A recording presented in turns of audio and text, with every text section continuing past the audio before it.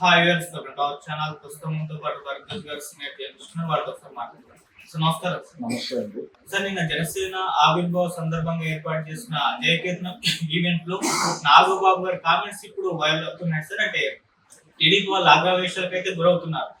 పీఠాపురంలో పవన్ కళ్యాణ్ గారి గెలుపుకి రెండే ఫ్యాక్టర్స్ పనిచేస్తాయి. ఒకటి పవన్ కళ్యాణ్ గారు, రెండవది అక్కడ ప్రజలు, జన సైనికులు అండ్ ప్రజలందరూ కూడా చెప్పారు. ఇప్పుడు దీని పట్ల మరి వర్మ గారు అక్కడ సీట్ త్యాగం చేశారు. ఆయన ఫ్యాక్టరీ పని చేయలేదా? ఆయన ఫ్యాక్టరీ అంటే మరేదో కాదు, టీడీపీ కదా, టీడీపీ ఓట్లు పడ్డాయి కదా అని చెప్పేసి వీళ్ళు పోస్టులు పెడుతున్నారు సార్. ఏదేమైనా ఒక వార్ అయితే క్రియేట్ అయిపోయింది. మరి ఇదేమన్నా కూటమిలో చిచ్చు పెట్టే ఛాన్స్ ఉందా? మీరేం చెప్తారు సార్? ఆయన కామెంట్స్ ఏ విధంగా చూస్తారు? కూటమిలో చిచ్చు పెట్టడానికి జరుగుతున్నటువంటి అనేక ప్రయత్నాల్లో భాగంగా ఇది కూడా జరుగుతోంది అని చెప్పి ఆల్రెడీ జనసేన వైపు నుంచి, టీడీపీ వైపు నుంచి రిప్లై ఇచ్చే ప్రయత్నాలు మొదలైంది.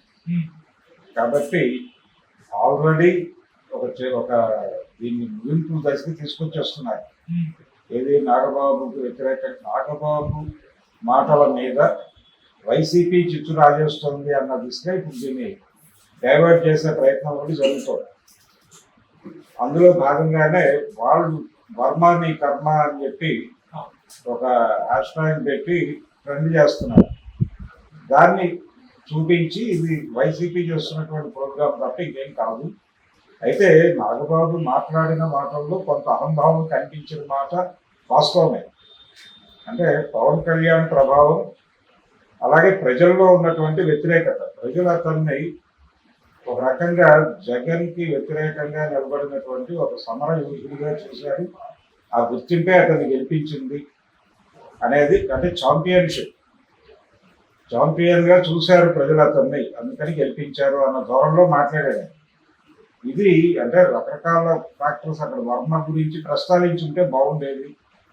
ఎందుకంటే వర్మ ఆల్రెడీ ఎమ్మెల్సీ కూడా ఇవ్వనటువంటి ఒక పరిస్థితి నడుస్తోంది, చర్చ ఉంది. భవిష్యత్ ఏమిటి అనేటువంటి చర్చ నడుస్తోంది. ఆల్రెడీ మన కాకినాడలో జరిగినటువంటి ఒక సభలో ఆయన మాట్లాడారు.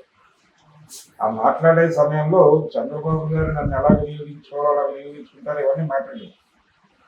ఈ ధోరణి నడుస్తుండగానే ఇక్కడ ఈ సభ జరగడం పిఠాపురంలో, పైగా పిఠాపురంలో తను గెలవడానికి సంబంధించి అన్ని ఏర్పాట్లు చేసుకుని ఉన్నాడు. ఆ సమయానికి వర్మ చేసుకున్న తర్వాత త్యాగం చేయాల్సి రావడం అనేది నిజంగానే బాధాకరం. తను అన్ని విధాలుగా ఇన్వెస్ట్ చేశాడు. తన అంటే కేవలం డబ్బు రూపంలోనే కాదు, అతను దాదాపు 5 ఏళ్ల నుంచి అక్కడ సర్వీస్ మోటోతో పనిచేస్తున్నాడు జనం. ఈ పని చేయడం ద్వారా ఆల్టర్నేటివ్గా తనే కనిపించే పరిస్థితి కల్పించాడు. తీసుకొచ్చిన తర్వాత తీరా ఇదంతా తీసుకొచ్చి వాళ్ళ చేతుల్లో పెట్టాల్సి వచ్చింది అనేటువంటి ఒక పెయిన్ అతను తొలి దశలో వ్యక్తం చేశాడు. కానీ దాన్ని పక్కన పెట్టి, లేదు కూటమి స్పిరిట్ని కాపాడుకోవడం అనేది ప్రధానం ఇప్పుడు, కాబట్టి నువ్వు త్యాగరాజు అయిపోవాల్సిందే అన్నారు వాళ్ళు. అయిపోయాడు. అయితే ఆ మేరకు తనకు ఏదైనా ప్రాధాన్యత లభిస్తుంది అనుకున్నాడు. కానీ అది కూడా ఎక్కడ ఏ పోస్ట్లోని వర్మ ప్రస్తావన వస్తుంది, కానీ ప్రతి సందర్భంలోనూ ఆయన్ని పక్కన పెడుతూనే ఉన్నారు. ప్రాధాన్యతలను గుర్తించి అధిష్టానం నాకు సముచితమైన గౌరవాన్ని ఇస్తుందని ఇప్పటికే నమ్ముతున్నాను అని అన్నాడు కాకినాడ సభలో. ఈ టైంలో ఈ సభలో ఆయన ప్రస్తావన లేకపోవడం అనేది కొంత ఇబ్బందికరం. నిజానికి ఈ సభకి వాళ్ళు బయట నుంచి కూడా కొంతమందిని ఇన్వైట్ చేశారు. ఏది జనసేన పార్టీ, తన పార్టీ వాళ్ళు కాని వాళ్ళని కూడా కొంతమంది జనరల్ ఇంటలెక్చువల్స్ కొంతమందిని పిలిచారు. హైదరాబాద్ నుంచి ఒక ప్రొఫెసర్ ఒక ఆయన వెళ్ళాడు. ఇలా పిలిచినప్పుడు ఈ అకౌంట్లోనే వర్మన్ కూడా డాష్ మీద నుంచోబెట్టాల్సింది. పెట్టుంటే ఇలాంటి రఫింగ్ సిగ్నల్స్ వెళ్ళుండేవి కాదు.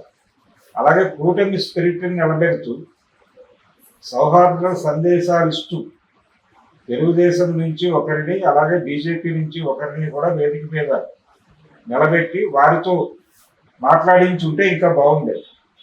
అంటే పార్టీ ఆవిర్భావ సభ జనసేనదే అయినప్పటికీ ప్రస్తుతం వాళ్ళు రాజకీయాలలో ఇంకో 2 పార్టీలతో మిత్రులుగా ఉన్నారు. ఆ మిత్రులుగా ఉన్నటువంటి పార్టీల నుంచి జనరల్గా ఐక్య సంఘటన స్పిరిట్ని ఇలాంటి సభల్లోనే వ్యక్తం చేస్తారు. ఈ ప్రొసీజరల్ వ్యవహారం తెలియక ఆయన వదిలేసి ఉంటాడు. కానీ జనరల్గా జరిగేది అంటే ఆయన మొదటి మీటింగే జనసేన పార్టీని అనౌన్స్ చేసే సమయంలో జరిగినటువంటి 2-3 మీటింగ్స్లో కూడా వేదిక మీద ఎవరూ లేరు.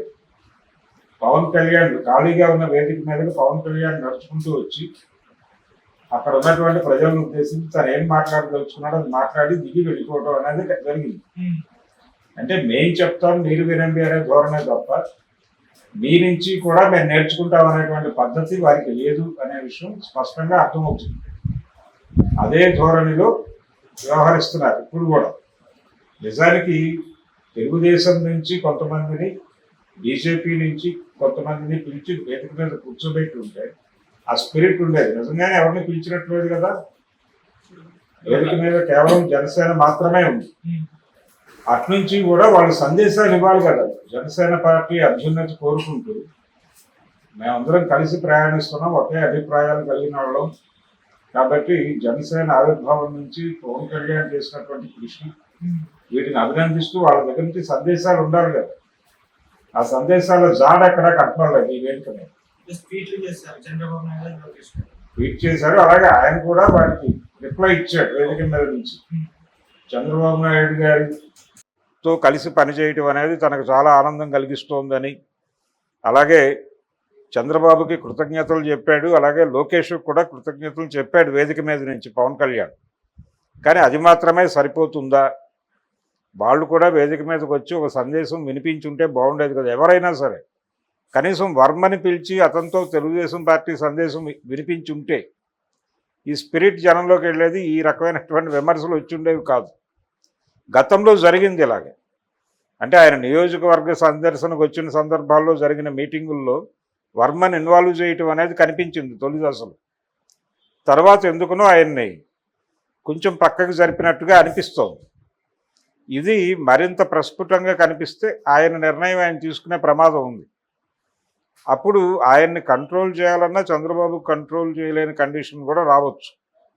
అందుకని తన బాధ్యత కూడా ఉంది అక్కడ. వేరే వాళ్ళ నియోజకవర్గం, వాళ్ళు వ్యవసాయానికి సిద్ధం చేసుకున్నటువంటి భూమిలో తను మొక్కలు నాటాడు అనేది ఆయన గుర్తు చేసుకోవాల్సినటువంటి అవసరం ఉంది. అది ఆయన తొలి దశలో చెప్పేవాడు ఆ మాట. వర్మే నా విజయానికి ప్రధానము అనేది. ఇప్పుడు ఆ వీడియో కూడా వాళ్ళు బయటకు తీసి సర్క్యులేట్ చేస్తున్నారు. నా గెలుపుకి కారణం వర్మే అని చెప్పి ఆయన మాట్లాడిన ఇది. సో ఓడ దాటిన తర్వాత బోడి మల్లన్న అన్నటువంటి సామెతను తీసుకొచ్చి ఇప్పుడు పవన్ కళ్యాణ్ మీద పెట్టి నడపటం అనేది పెద్ద కష్టం కాదు అనే పరిస్థితి కల్పించారు వీళ్ళే. ఈ పరిస్థితిని అందిపుచ్చుకున్నటువంటి అవతల వారు ఆ కార్యక్రమం మొదలుపెట్టేసి వర్మాని కర్మ అనే ఒక హ్యాష్ ట్యాగ్ పెట్టి అది కథ నడిపిస్తున్నారు. అందుకని ఎప్పుడైనా సరే అవతల వాళ్ళకి మనం ఏమి అవకాశాలు ఇస్తున్నాం మన కార్యక్రమం నుంచి, అవతల వాళ్ళకి మన మీద దాడి చేయటానికి ఏ అవకాశాలు కల్పిస్తున్నాం అనేది క్షుణ్ణంగా తెలుసుకుని మాట్లాడాలి. అలాగే రకరకాల అంశాలు దొరికినాయి దాని మీద, ఆ వేదిక మీద. ఆయన అందరి నుంచి మంచిని తీసుకుని నేను ఒక మంచి ఇది నిర్మాణం చేశాను, కమ్యూనిస్టుల నుంచి, విప్లవ కమ్యూనిస్టుల నుంచి, ఇలా ఆయన చాలా పేర్లు ఉటంకిస్తూ వచ్చాడు.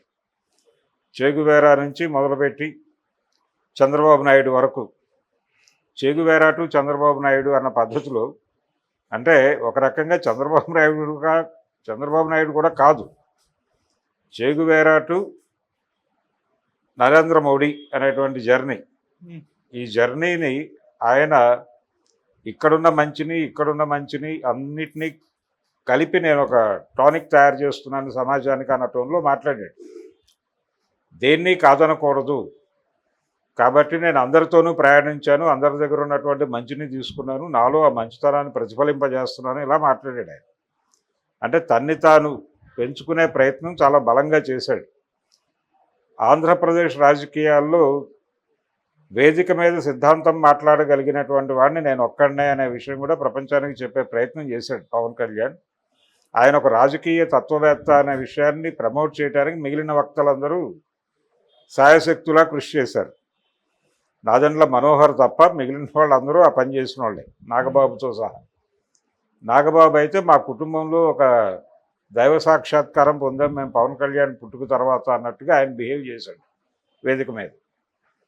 ఇది టోటల్గా జరిగినటువంటి వ్యవహారం. ఇది అయితే ఒకటి, ఇది కూటమిని ఏదో చీల్చేస్తుంది, దీంతో వాళ్ళు ఏదో ఇదైపోతారని అనుకోవడానికి ఆస్కారం లేదు. ఎందుకంటే కూటమిని నడిపిస్తోంది జనసేన కాదు, తెలుగుదేశము కాదు. ఇవన్నీ కూడా ఆటలో భాగం. వీటన్నిటినీ నడిపిస్తున్నటువంటి సూత్రధారి ఢిల్లీలో ఉన్నాడు. భారతీయ జనతా పార్టీ ఆఫీస్ నుంచి జరుగుతుంది ఏదైనా నిర్ణయం, కూటమి ఉండాలా ఓడాలా అనేది. వాళ్ళు చంద్రబాబు నాయుడికి ప్రత్యామ్నాయం కావాలి వచ్చే ఎన్నికల్లో అనుకుంటే చంద్రబాబు నాయుడు సీన్లో ఉండడు. పవన్ కళ్యాణ్ మీద కాన్ఫిడెన్స్ ఉంటే జగన్ ఉండడు. కాబట్టి ప్రతి ఒక్కరూ ప్రస్తుతానికి అవసరం వాళ్ళకి. ఎవరి మీద పూర్తి కాన్ఫిడెన్స్ లేదు వాళ్ళకి. జగన్మోహన్ రెడ్డి మీద కాన్ఫిడెన్స్ లేదు, అలాగే పవన్ కళ్యాణ్ మీద లేదు, చంద్రబాబు మీద లేదు. ముగ్గురిని అలా ఉంచారు అంతే. వాళ్ళ నుంచి ఇండికేషన్ లేకుండా ఏ రకమైనటువంటి రాజకీయ కదలికలు ఆంధ్రప్రదేశ్లో ఊహించడం సాధ్యం కాదు. ఆ స్థాయి బానిసగిరి చేస్తున్నారు వీళ్ళందరూ. అందుకని పవన్ కళ్యాణ్ రాజేసినటువంటి అంటే ఆ మీటింగ్లో లేవనెత్తిన విషయాలు వాళ్ళు అసంకల్పిత